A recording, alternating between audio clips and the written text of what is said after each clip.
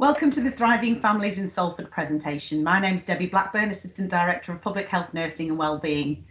Child neglect is a huge priority in Salford. We've been working in a multi-agency way to develop a brand new Thriving Families neglect tool, which is available to you to use now. This new assessment tool for identifying neglect is the result of meetings with professionals, evidence gathered during the neglect needs assessment, and the evidence based from research about what works in working with and assessing how the needs of children are met. You're going to hear from presenters about the way that we work with families and the use of the tool. We've undertaken a lot of work since 2019. We undertook a needs assessment which identified our prevalence across Salford. We've developed a strategy that's helping drive the direction of travel. We've developed our Thriving Families tool and implemented that in terms of practice relating to trauma responsive approaches. It's about a real culture change in practice, and we're using a public health approach to identify and support neglect and provide earlier intervention and support for families. We want the full use of tool in every assessment. We want it to be used with families in negotiation and in partnership, and we want families and practitioners to see and feel the difference. So I'm going to hand over now to Helen. Hi. So during the last year, it's been a very difficult time for everyone, and COVID has had a significant impact on some families. Being unable to meet the needs of children is often not willful, and there are a number of contributory factors. There's been a significant increase in the number of people accessing support from welfare rights teams, with several families finding themselves in poverty due to unemployment and having to access additional financial support, food banks, and children potentially having to be fed in school or in holiday clubs. Financial implications could also impact on things like housing and other provision for children, including things like attendance at medical appointments. There's likely to be further financial impacts for families as universal credit is reduced. Families have experienced isolation during the pandemic, and support networks that may previously have been in place have reduced or may no longer be there. And children have generally been less visible to professionals. Many children have been educated at home, which may not only have had an impact on their academic achievement and the social interaction, but also the early signs of neglect that would ordinarily have been picked up in school may not have been identified. Equally, there's been a reduction in people accessing health services directly, and professionals not being allowed to access houses due to families isolating. There has been an increase in mental health issues, with many anxious to return to life as it was previously. Many are suffering with long COVID and may now be managing long-standing anxiety. And there's been an increase in children presenting with significant mental health issues, and parental mental health may have an impact on parenting capacity and the needs of children being adequately met. Just gives you a bit of context of where we are now. So just looking at what we do. Child neglect, as Debbie said, is a huge priority in Salford, and key changes have been introduced to help professionals and practitioners identify those cases of neglect. It has involved a culture change in practice, so moving away from doing two families and working with them, and also working in a strengths-based way to support families to identify their own strengths and where additional support may be required. There's also been a change in language, so moving away from assessing risk to working in that strengths-based way and considering how families can thrive.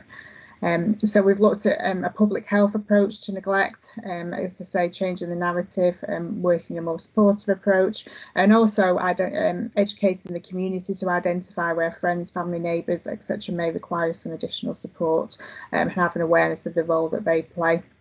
We've embedded trauma responsive training and practice into our services, and we've also developed adapted assessment tool which is strengths based and focuses on the voice of the child, and is action centred focus for families within that.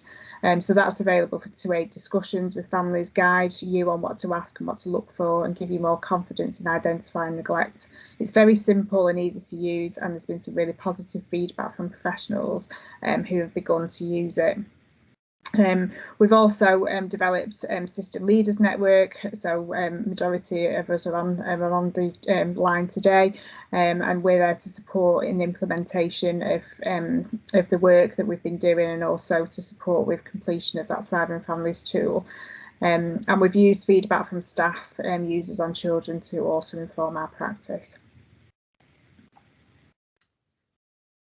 So the Neglect Action Plan was formulated as part of the Thriving Families and Neglect Strategy, which runs up until 2023. And basically that was designed to achieve a whole city ownership of children's needs, to make sure they're met at an earlier stage so less children experience neglect. So that's, hopefully we aim to achieve that through 5 key objectives. They are: 1, to empower families and communities to meet their children's needs, to improve awareness and recognition of children's unmet needs and neglect across the city, to eradicate or minimise the impact of social, economic and parental factors which then result in unmet needs and children being neglected, to ensure there's a robust system and services to assess and address neglect. So making sure our work with families and all our assessments are timely, effective and strengths-based and not repetitive. Objective 4, that all professionals working with families in a strengths-based way, which takes into account, yes, there may be risks and there may be things which we're worried about, but also in most families there are protective factors and strengths which we can use to safeguard children and buffer them from the impact of neglect. And finally, we recognise that it's important that the leadership drives good practice and improvement in tackling neglect. Hence why we've obviously have the Neglect Systems Leads group to drive good practice in our individual service areas. We based all our work on the Hands of Need, which were developed by Salford Youth Council in 2019. This was children and young people recognising the 10 key things which they need and would need to have as a growing child or young person in our city, including food, home, space, safety, time, education, the right and freedom of expression, respect for their emotions, a sense of belonging, and understanding for them and their situation. And we've tried to utilise this language in terms of how we frame our tools so it's accessible to children and families using the language that they understand and can relate to. So how we use this tool, as the speakers have already said, we've already had some professionals use this tool for the past 12 months probably, and using that information from families and professionals, we've really tweaked the form, and so much so that we did remove the word neglect from the tool based on families' viewpoints. So what we've done is we have really tried to hone in on that early identification of neglect, and try to get in support at the right time for families so that they don't stay in neglectful situations for too long. We have already done an anonymised version as a reference tool for you to see that, and that can be found on the SSCP website. And you'll use your own personality to find out the information and explore with families what the concerns are. What we've also done in meetings is that we've done some peer-to-peer support. So people who've already used that tool have been exchanging practice, sharing what they've done, how it's worked, how it's not worked, and we're rolling that out across the different teams within Salford. As we've already mentioned, we've got some system leaders and they're our speakers today. So the role of the system leaders is to really drive the use of the tool and highlight it as the prominent tool that Salford want to adopt in trying to identify neglectful situations as early as possible. So what we've done with the tool is that we've used it as a prompt to explore areas of concern, and we'll talk a little bit more about how you can use that tool later on. One of the biggest things that we've also done is Rachel Preston and a few other professionals have looked at the listening standards to aid engagement of children and young people. And again, they can be found on the SSCP website. And the listening standards are really, really useful. There's loads of tools that are attached to that as well, which really complement the use of the tool to really engage those children and young people so we can hear what their lives are like from their own mouths, really. And we get that really good lived experience of the children.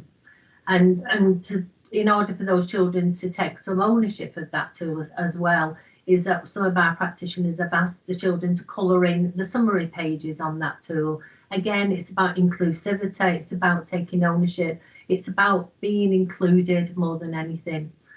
Something else we've done within our team meetings is I've standardised agenda item for the tool, again, to make sure that it's still high on people's agendas, that it is recognisable tool to be used in Salford.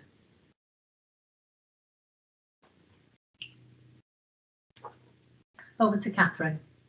Thanks, Angela. So I'm Catherine Connors. I head up the City Council's Welfare Rights and Debt Advice Service. So Helen mentioned at the beginning of the presentation the context, and we know that we have always had higher than average child poverty levels in the city, and COVID has really shone a light on that, and some of those issues have been exacerbated. Those things are perhaps going to come more to the fore over the next few months as some of the mitigation measures like furlough, the ban on evictions will all start to go. So looking at those things, we were really clear about a commitment to tackling poverty being embedded within the Thriving Families assessment. So looking to minimise or eradicate, if we can, the impacts of those economic factors which can result in unmet need for children. So what's the rationale for this? Well, child poverty is fundamentally about a lack of money. And although those experiences of growing up in poverty, we will see the impacts of that within children, perhaps being hungry at school, not having the adequate warm clothes. We know from research that those impacts carry on into adult life for children. They can affect somebody's mental and physical well-being in adulthood, their employment prospects and so on. So we're looking at a whole life cycle of potentially poor outcomes for people if we don't look at doing this work now. So in response, we have included in the assessment tool some prompts for practitioners, not to become experts in giving advice around benefits and debt because it's a very complex area, but giving them the confidence to ask those questions so that we're identifying very early on where parents might be worrying about money, struggling to make ends meet. Often there's quite a lot of stigma attached with that. People are quite concerned about admitting to those problems. And also what that will do is enable us to pick up on some of the more high risk situations, one of those being the risk of homelessness to families, because we know that the experience of growing up homeless as a child again has long-ranging sort of consequences. So you'll see when we look at the tool later on that there are a number of prompts around money and housing and stability and security embedded throughout the tool. And what we want to encourage is for those conversations to happen, but also for practitioners to feel confident that they can refer to a service like mine, where we have specialist welfare rights advisors who can talk to people about their benefits, and also debt advisors. And we do have a specialist debt advisor who works with families, who's based within the Bridge.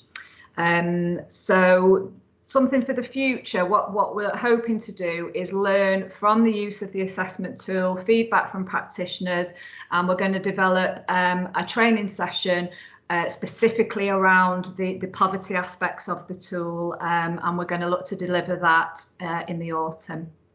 Okay, thank you. I'll hand back to Deb. Thank you. So as a result of our multi-agency neglect case file audit, we've implemented across the system a lot of things to try and address those issues that we identified. We've held neglect practitioner forums, workshops and neglect impact sessions. The impact sessions latterly were about looking at specific cases from a multi-agency perspective, identifying good practice and also areas where there may be further development needed, both on an individual case basis, but also looking at wider learning for us as separate agencies. They have been 2 permanent part-time posts, one single and one multi-agency, to be able to support practitioners to evidence the voice of the child, particularly important when completing something such as the Thriving Families tool. Using the Salford Way trauma-informed approach in order to support practice, and that's something which is ongoing and was recently emphasised in social care in our practice week, which was focused on trauma-informed practice. There's been a housing awareness pack developed and published and briefings held. And as Catherine said before, there is a temporary part-time debt advisor who's been established within the bridge to support those early discussions and identifications of issues. Work's been done in the Safeguarding and Quality Assurance Unit to look at where neglect is a category of a child protection plan. Are we at the right time stepping that down to an appropriate threshold of intervention and getting the right multi-agency support? And also, you know, looking at what's strong as well as what's wrong, identifying and capturing good practice, celebrating that and looking at what we can learn from what's worked well to implement it into the way we work in the future. I'd hand over to Angela. Thanks, Deb. So one of the phrases that we've adopted throughout these last 2 years is it ain't what you do, it's the way that you do it. And I'm really strongly advocate for this. And what we've found in the past 2 years that it takes time to embed a new culture change. And that's what we're trying to do in Salford. We're trying to change the way we support our families. And part of that is the use of the tools. So we're trying to make sure that we get those positive outcomes for children, so that children are not subjected to neglect, and it's prevented and it's reduced. And you'll hear this phrase said already, and obviously even more so in the next few years, is that we want to make sure that we can meet those needs as early as possible, and make that timely, effective support that children need and their families. So we want to make sure that children living with neglect receive the right help and protection because of the application of appropriate thresholds. And we're not saying this tool is any way, shape or form, you know, you put aside your safeguarding hat, you follow your safeguarding protocols, but this is a really good way to really assess where families are at and put some timely interventions in. And a big part of that is around professionals challenge each other appropriately to ensure good practice. Not only challenging professionals, but also, I suppose, some parents and carers. But it's where we do that, is how we do it more than anything. So it's not what we do, it's how we do it. And we'll continue to use that phrase because it's about changing, having that mind shift and that practice shift around working with families rather than working to them. There you go, just said it. So we're working with families rather than doing to families. And as an authority, as Debbie said and others have said throughout this presentation, it's a multi-agency approach. No single agency can combat neglect, and we have to work together. And that's why this particular strategy around neglect is a real strong multi-agency partnership. So the way we do that is with our asset-based approaches, and there are a few within Salford, and hopefully you will have adopted one of these asset-based approaches within your own service. So one of them is around signs of safety, which social care have adopted, but they've recently come on board with the family partnership model. So the family partnership model is thoroughly embedded within the early help service. We've also recently trained some social care staff and also the education welfare service, where it's been received extremely well. And it's about trying to, I suppose, spread the word around making sure that we work with families, and restorative practice, which is a predominant practice within the Youth Justice Service. And that's about not doing to families, but looking at what has led us here and trying to move us on. So I'm going to hand you over back to Deb now. Thanks. And picking up on what Angela said before, is that this is a real multi-agency approach. So it was important that children and families feel that their views have been heard and understood by all of the multi-agency group working with a child and their families, and obviously that feeds into them receiving the help and support they need. So we do that by making sure that obviously professionals and support staff are well trained, are confident and knowledgeable, and actually know the impact of neglect on children. and the cumulative effect that will have on their health and well-being as they get older. And that will obviously then help those staff to identify how to help and protect children and what action to take when needed. And obviously that children who are neglected need to experience a child-centred approach from all professionals, and that just re-emphasises the importance of everyone working together.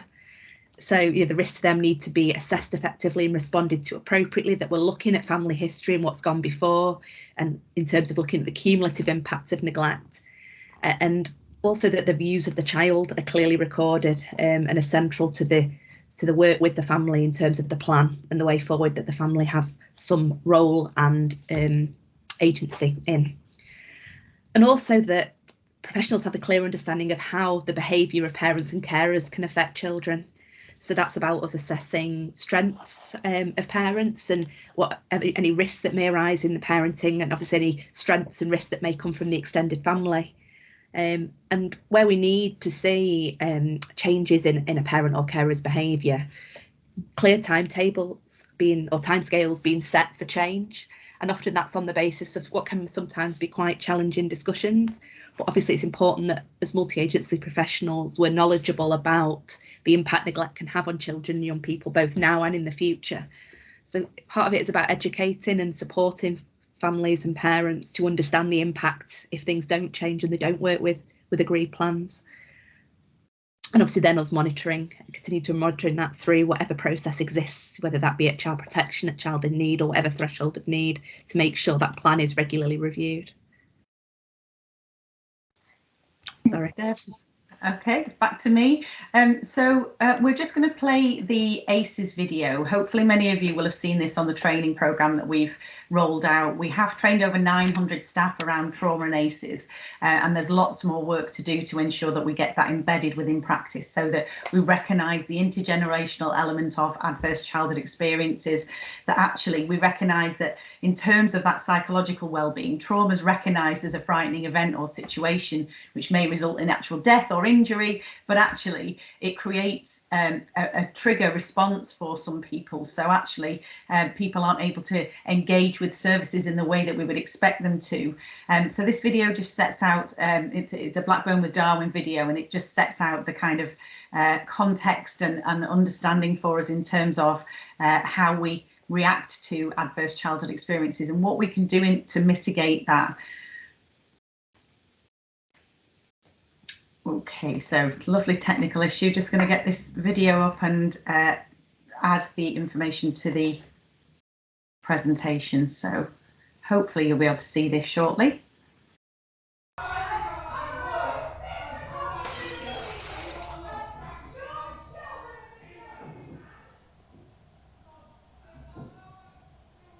My parents don't understand. All the drinking and fighting means I'm scared. I'd like a cuddle, perhaps a bedtime story, but mostly I'd like them to stop shouting at me. And sometimes they hit me. Feeling scared every day and not feeling loved or wanted will change me for the rest of my life. Later, I'll have problems at school, problems with alcohol, and I'll get in trouble with the police.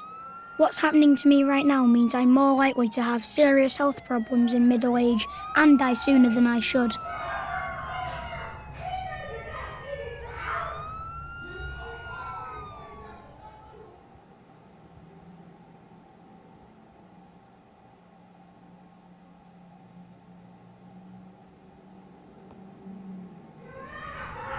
Doctors say my life is full of adverse childhood experiences, or ACEs.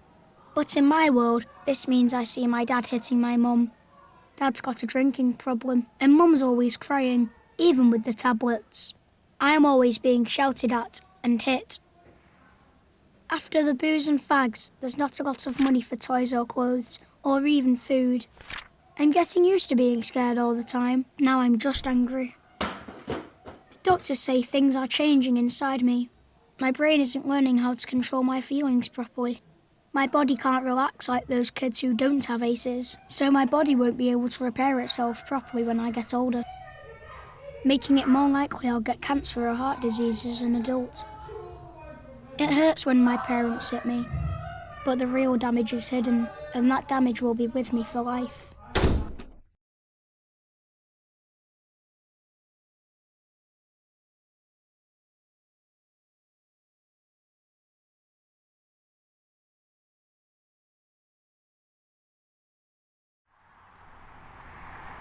I drink and smoke. They say I'm out of control, but I'm not. It's just my way of coping with my aces. I've been in plenty of fights, but what's wrong with that? Kids' punches don't hurt half as much as when my dad hits me. I beat up a kid last week at school because he looked at me weird. Who cares? I ended up with more time out of school. Learning's not for me anyway, and the teachers don't care any more than my parents. I don't like the way anyone looks at me except my girl. She's 16 and pregnant, just like my mum was with me.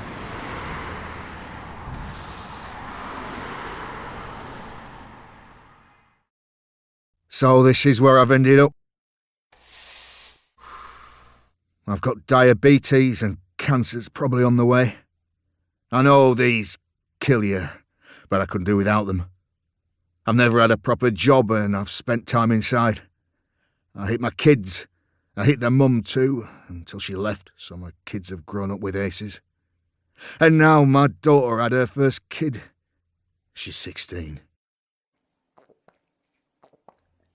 The course of my life was set in the wrong direction a long time ago. I know where I'm heading, and sadly I know where my kids are heading too.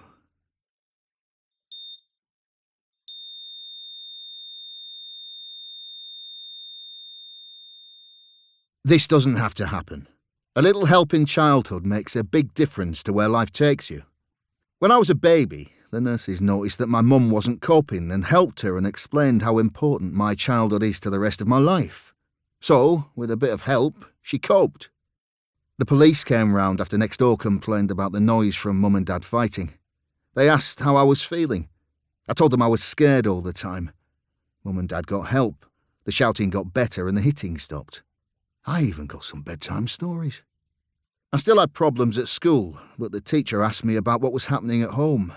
I got help controlling my feelings. It wasn't a lot, but it was enough. I'm now married with 2 children, and I've got a job, most of the time. I haven't repeated the same problems with my kids. We got help when being a parent got too much. Our children are ace-free, and that means their kids stand a good chance of growing up ace-free as well.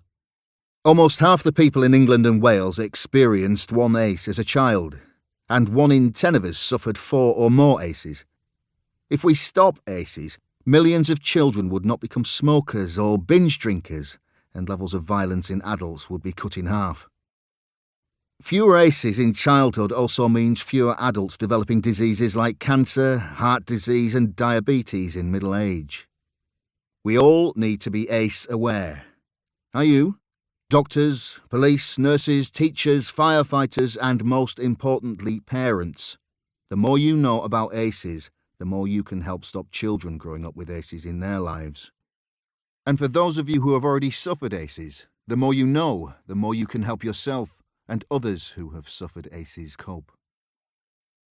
Okay, so I'm just going to bring the slides back up so that we've got the presentation available to us again.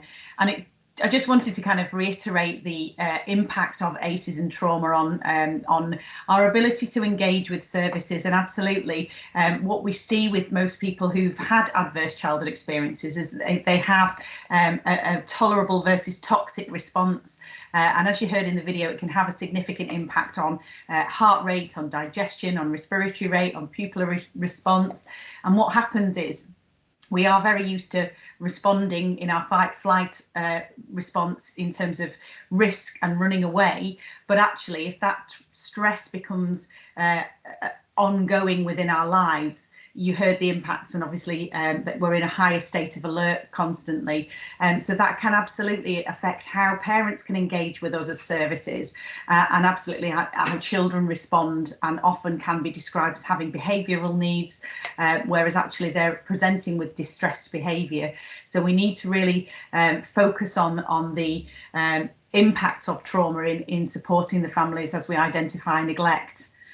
So our model and approach is trauma informed, and it means we, wherever possible, take into account people's lived experience, and we are developing training for staff, all frontline staff, and anybody working with children, young people and families, and adults as well, to really support them to become trauma informed but also trauma responsive. So I'll hand over now to Angela, and apologies about the technical difficulties. Thanks, Deb. So we've told you, how we've got to this point with the tool, and now we're going to talk to you about the tool itself. So we've kept you waiting a little bit longer than I suppose we wanted. So the assessment tool is split into 4 sections with an additional section around the capacity to change. So it's split into these 4 major areas where through evidence-based research, these are the areas where early identification of neglect can be seen and can be support can be put in place to stop those families living in neglectful situations, particularly that's harmful for children. We'll just move on.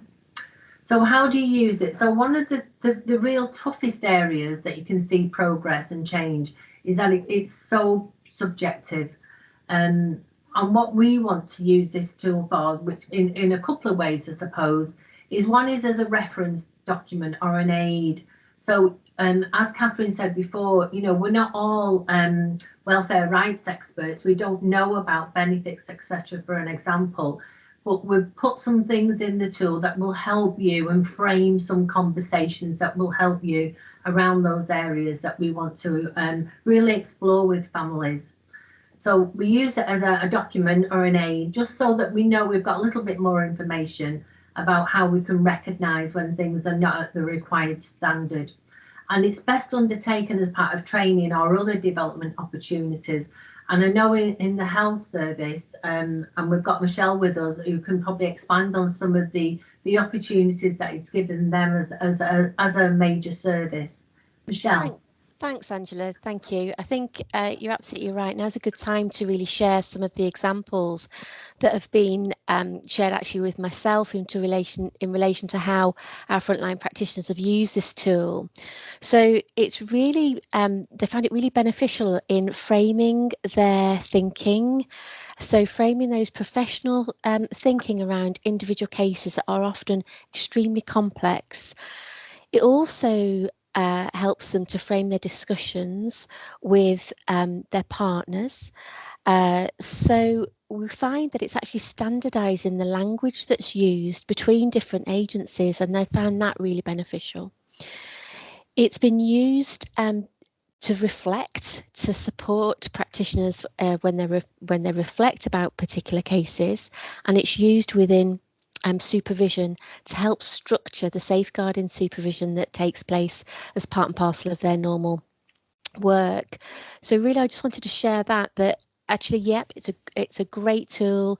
You'll go on to tell us more about the assessment tool itself, but it really can be used in that different way, and it's of great benefit for the practitioners that have used it themselves. Angela, so thank you. Thanks, Michelle. So as well as a reference document or aid, it's used as a specialist assessment tool, and the area that we're looking at is that early identification of neglect. So each profession will probably have their own strengths-based approach and their own assessment tools. And what we want is that this isn't just an additional, this will complement and fit together the work that you're currently doing. And this gives you, along with the reference aid, this will give you a real good framework just to see with families where they're at and what improvements or areas of support that can be offered. And also try and encourage and influence parents to enable their own change so that they can identify their own solutions. So one of the biggest things that we will say about this tool is that it must be completed in partnership with families with their informed consent. So we know parents really value an honest and direct approach from any kind of service. And we have a quote there from somebody who was in a parent panel, and she said, "Be honest and say what you mean. The workers are trying to make everything sound positive, but if everything was positive, they wouldn't be involved." And it's really startling, that it's quite powerful. So we have to say to families and young people, why are we at their door? Why are we in their home? Why are we asking for some conversation and exploring some of their family functioning? So be honest, and we'll get an honest response. So each section of those 4 major sections includes a description of how well needs are met in aspects of the areas. So from all needs met to unneeds. So there's 5 areas. And you'll see when you see the form, which we will say is on the SSCP website, which you can download, and you can work through that document. And you just work through the sections. And for me, one of the biggest tips that I can give you is to really familiarise yourself with that document. Look at the guidance. It's quite lengthy guidance, but it's really thorough, and it will really enable you to do some effective work with that tool. So really familiarise yourself with the document and guidance, and that will frame a conversation, and that's what it should be. It should be a conversation with family members, children and young people age appropriate, and then you'll get some really useful information around how that family functions, the areas of strength, as well as some of the areas that need some support. And you'll do that through that conversation, but also some observations around what is best for this family. And then you just circle the sections. It's very easy. You just circle what you think based on the information that's in the document at the top of each section, plus your discussion and your observation. And it's an agreement with the family. You know, where would you say you are? Where do I think you are? And it's that conversation. And if there's some disagreement, you know, you may be slightly apart, then have a conversation about that. Look at what evidence there is to support either yours or the parent's viewpoint, and then you'll come to a really good compromise about what needs to be done.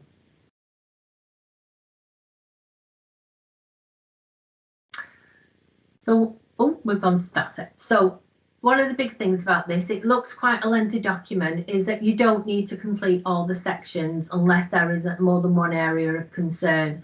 But what I would say is, like Michelle's, I think it was Michelle that said, focus on what's strong, not what's wrong. However, if there are areas where there are no concerns, then praise the family, tell them that they're doing a good job in that area, and try and use some of the skills and the qualities that they're using to meet that area, to see if that can be transposed into a different area and build on the really good foundations. But if there is an area of concern, then focus on what good looks like.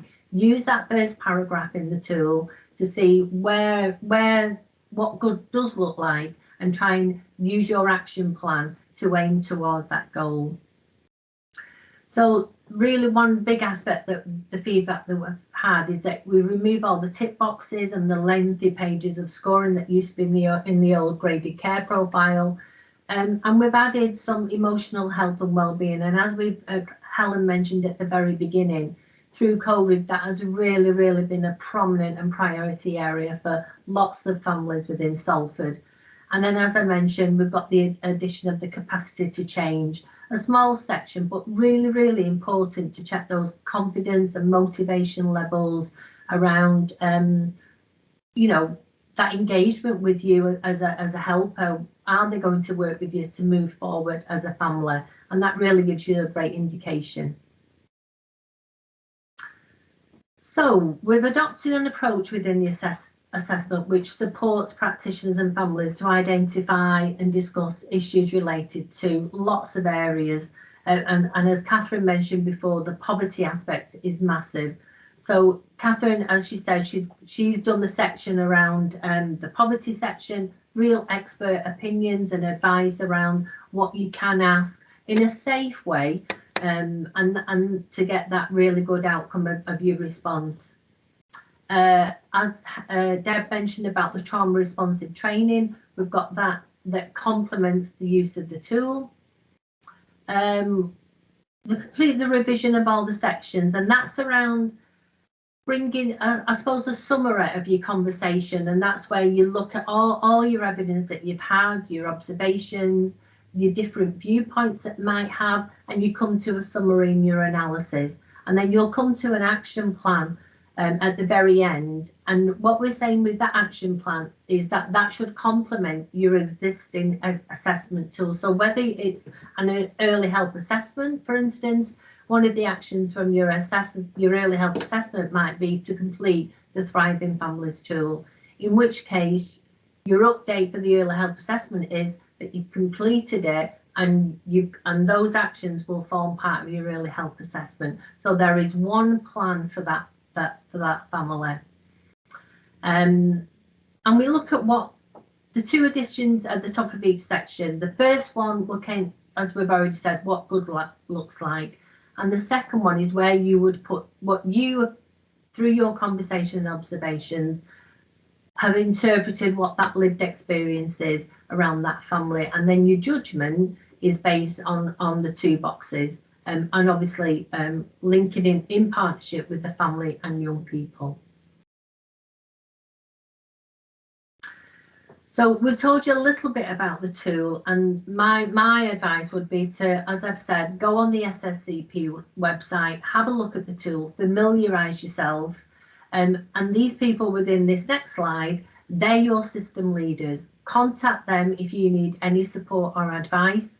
You should know those people, and if you haven't got a system leader for your agency, then please contact the SSCP. Maybe Shan Begum.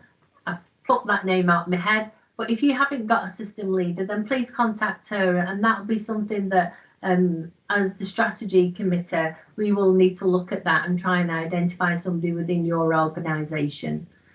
So I'm going to hand you back to Deb to do some closing statements, and we really thank you for listening to the Thriving Families Assessment presentation. Yeah. Thank you very much. Thanks, Angela. I just want to say a huge thank you to all of our system leaders who are doing a fantastic job championing the great work that they've all collectively developed to drive this agenda forward.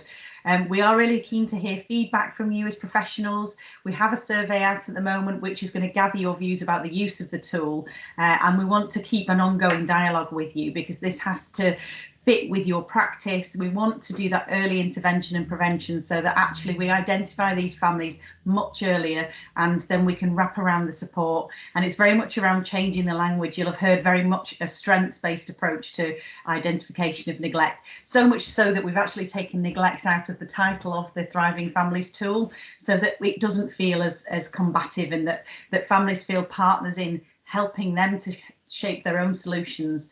So thank you again to all our neglect system leaders. You're all doing a fantastic job, and thank you for listening to our presentation.